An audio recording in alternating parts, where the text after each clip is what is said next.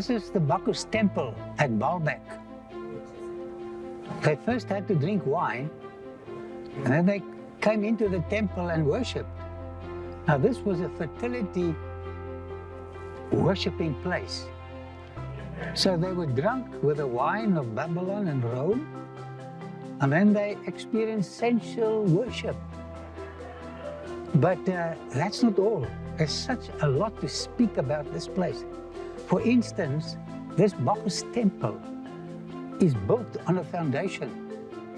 And here you've got footage of the foundation.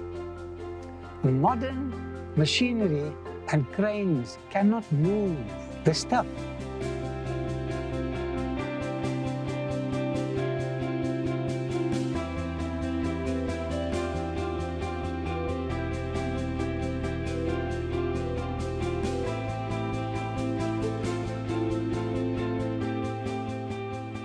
Now, there is a tradition here from the religious church in this area that in the year 133 after creation, Cain built an edifice here. Now, I cannot buy the fact that Cain built it here, but I can accept the fact that this is a pre-flood situation.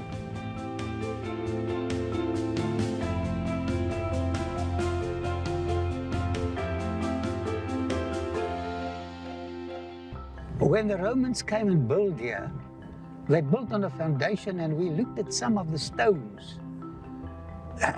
I mean, 800 tons, 800 tons, and 800 tons. And at the quarry, you've got 1,500 tons.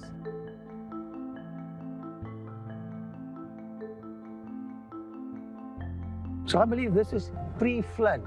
And one source I recorded was from the book Patriarchs and Prophets, where the author says that before the flood, 7 generations lived contemporaneously. They communicated to one another, and there was no writing before the flood. So you don't find any inscriptions here telling you about this site. You get it at Nineveh and Babylon, but not here. This convinces me that this is pre-antediluvians. They built here, and I think God left some evidence here to just give us an idea what people before the flood managed to do concerning building.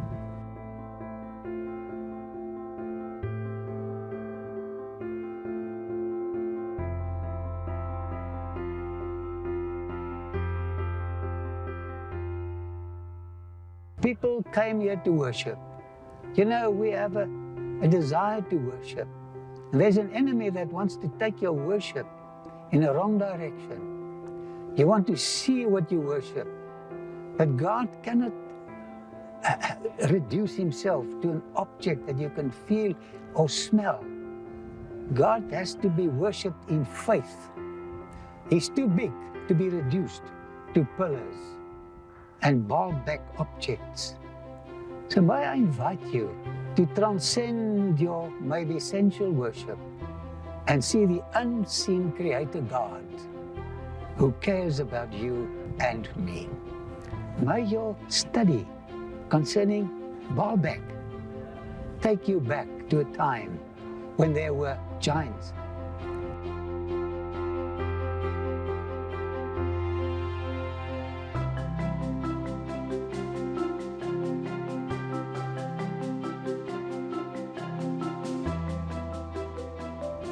There's a gate here, 12 feet high. Now, according to the source I consult, Adam was 12 feet high. And on top of that, there were giants as well, bigger than Adam. And I believe these giants were so strong, they could move these huge stones that you're looking at. And they built an edifice here, a marvelous place. The flood did not destroy it. It left some objects here for us to look at it. May God help us to study the Word and worship the unseen Creator God, and not Bacchus, the temple we're standing at. Or Jupiter over there with its 6 columns still standing, and the others are broken. These foundations that they built are broken, they are ruins. We've got to build on the safe foundation. That foundation is Christ. If you build on Him, your foundation will never disappoint you or be shaken. God bless you, my dear friends.